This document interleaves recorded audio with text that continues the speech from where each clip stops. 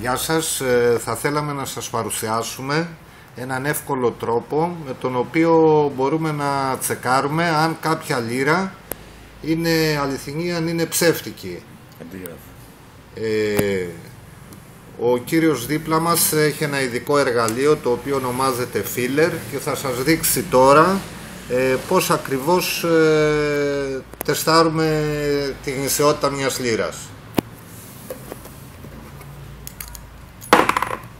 Από ό,τι βλέπετε, οι κανονικές λίρες περνάνε χωρίς καμία δυσκολία από το συγκεκριμένο άνοιγμα του Filler, ενώ η κάλπικη λίρα κολλάει.